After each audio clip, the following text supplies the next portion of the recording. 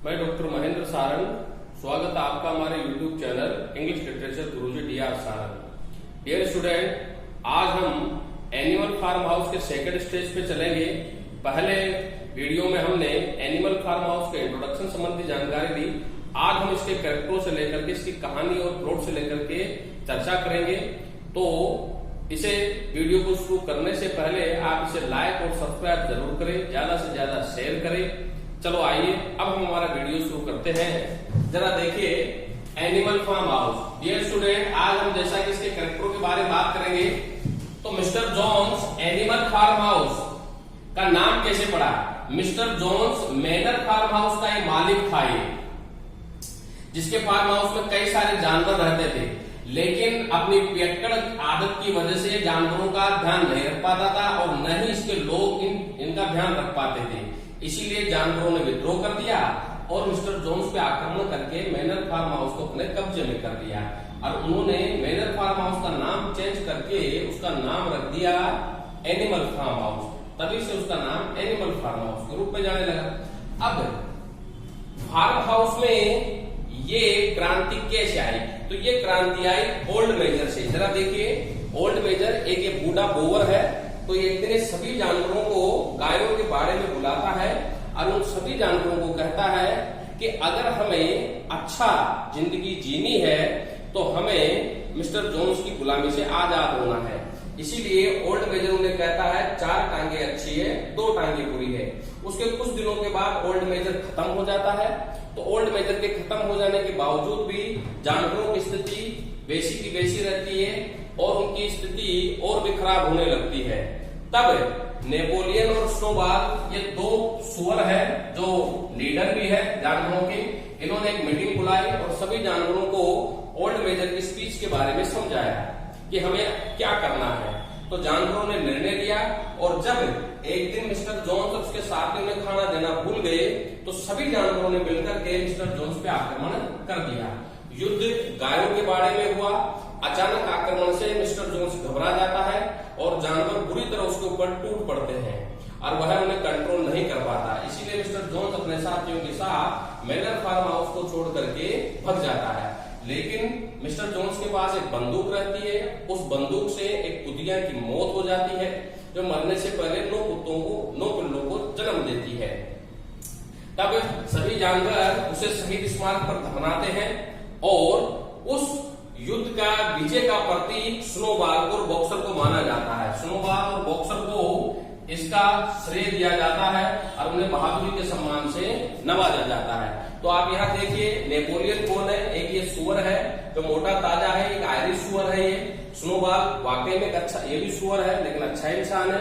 वह जानवरों का लीडर है लेकिन जानवरों की सेवा करना चाहता है। बॉक्सर ये एक घोड़ा है, इसका उद्देश्य यही है कि हमेशा यही कहता रहता है मुझे और काम करना है, मुझे और काम करना है, मुझे और काम करना है। और वाइट बिल प्रोजेक्ट में अत्यधिक काम की जिम्मेदारी बॉक्सर की ही रहती है। अब आप देखिए स्क्वेलर कौन रहता है? यह एक फेथफुल सर्वेंट रहता है नेपोलियन का। ये भी एक सुअर रहता है लेकिन बहुत चापलूस किस्म का रहता है।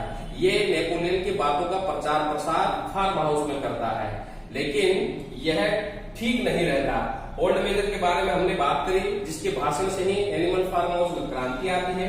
क्लोवर ये दूसरा घोड़ा है। क्लोवर और बॉक्सर ये दोनों के दोनों फार्म हाउस में एक ही स्तंभ पे रहा करते थे। और मोजेज ये कौवा है जो सुगर कैली पर्वत की बातें आकर के फार्म हाउस को बताता है। एक फार्म हाउस की जानकारी दूसरे फार्म हाउस के जानवरों को यही कौवा जाके दिया करता था और जानवरों को बेवकूफ बना करके उनसे कई प्रकार की चीजें ऐठा करता था। अच्छा, मैं आपको अगले कैरेक्टर से मिलाने जा रहा हूँ। एक मिनिमस नाम का कैरेक्टर है। ये भी एक सुअर है, पोएट भी है ये, जो कविताएं लिखता है। जब एनिमल फार्म हाउस जानवरों का हो जाता है तब यह एक संगीत लिखता है, बीस्ट ऑफ इंग्लैंड है। तो जानवर यही संगीत गाते रहते हैं। अब हमने मिस्टर जोन्स के बारे में देख लिया। अब उसके एक फ्रेंड है मिस्टर फ्रेडरिक, जो मैनर फार्म हाउस की तरह मिस्टर जोन्स की तरह एक फार्म हाउस उसके पड़ोस में ही चलाते हैं जिसका नाम रहता है पिंचफील्ड। ये पिंचफील्ड फार्म हाउस का मालिक रहता है। दूसरा है मिस्टर क्लिंटन, ये भी एक फार्म हाउस चलाता है जो एक फॉक्सवुड नाम का फार्म हाउस है, उसका मालिक रहता है। और मिस्टर वेम्पर यह एक ह्यूमन सोलिसिटर रहता है। तो जब इसको इस बात का पता चलता है कि फार्म हाउस में नेपोलियन का राज हो गया है और नेपोलियन जो है वो अपने फार्म हाउस के प्रोडक्ट बेचना चाहता है। तो उससे पैसा कमाने के लिए मिस्टर वाइपर कई सारी चीजें गिफ्ट के रूप में नेपोलियन के पास लेके जाता है ताकि वो एनिमल फार्म हाउस से कई चीजें ले सके। तो एक बहुत ही चालाक किस्म का व्यक्ति है। आइए अब हम मिलते हैं मोली से। मोली एक घोड़ी है जो बहुत ही आलसी है, जो कामचोर भी है। जब काम की जरूरत पड़ती है तब ये नहीं आती है, खाने के समय ये तुरंत पहुंच जाती है। बेंजामिन ये गधा है जिसे कोई फर्क नहीं पड़ता। ये कहता है कि जानवरों का जीवन ही काम करना है, उसे कोई फर्क नहीं पड़ता है कि एनिमल फार्म हाउस में किस तरह की क्रांति हो रही है, क्या हो रही है, क्या नहीं हो रही है। वो अपना काम अच्छे तरीके से करता है जितना काम उसे दिया जाता है। मुरेल ये व्हाइट गोट है यहाँ पे। तो इस तरीके के ये सारे कैरेक्टर है यहाँ पे। डियर स्टूडेंट, मैंने आपको कल भी बताया था कि एनिमल फार्म हाउस एक सटायर है मार्क्सवादी विचारधारा के खिलाफ, जिसमें इसका मेन कैरेक्टर रहता है ओल्ड मेजर, जिसके स्पीच से सारे के सारे जानवर प्रभावित होते हैं और ओल्ड मेजर के मरने पर सारे जानवर मिस्टर जोन्स पर आक्रमण करके उसके फार्म हाउस को अपने कब्जे में लेकर के एनिमल फार्म हाउस का नाम रख देते हैं और फिर उसके अपने नियम बनाते हैं, जिनमें कुछ नियम वो बनाते हैं कि एक जानवर दूसरे जानवर को मारेगा नहीं, एक जानवर दूसरे जानवर का मांस नहीं खाएगा, कोई जानवर कपड़े नहीं पहनेगा, कोई भी जानवर जो है वो शराब नहीं पिएगा।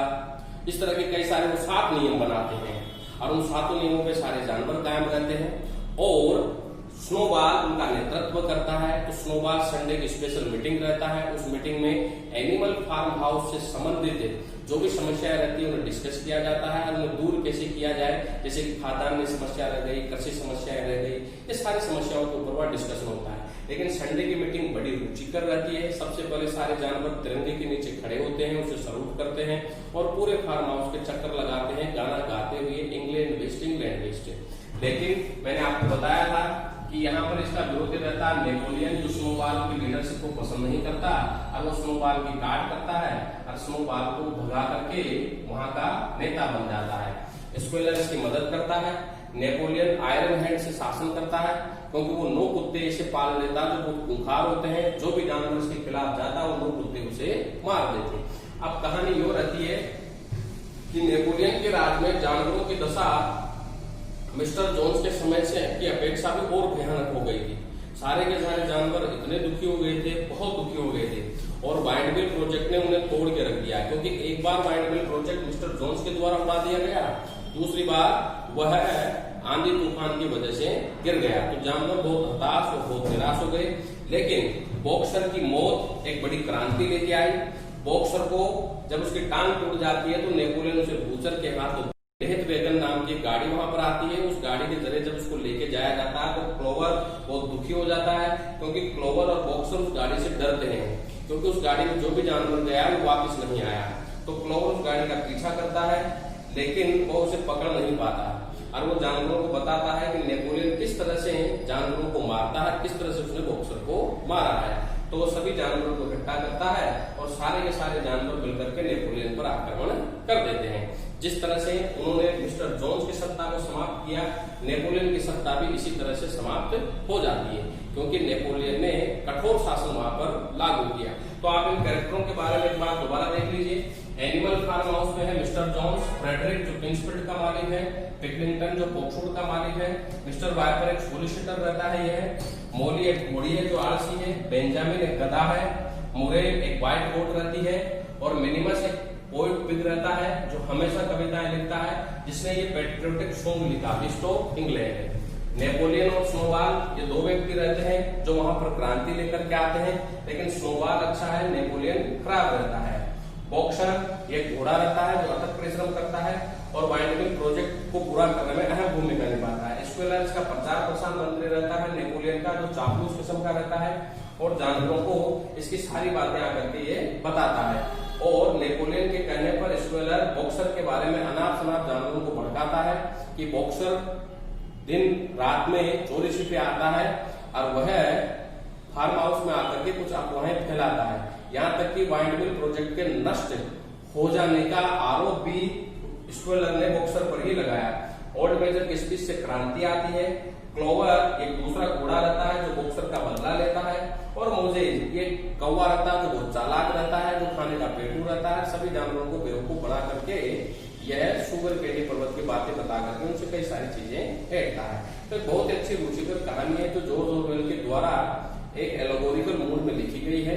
आई होप आपको पसंद आई होगी। इसे लाइक और सब्सक्राइब करें। Thank you very much.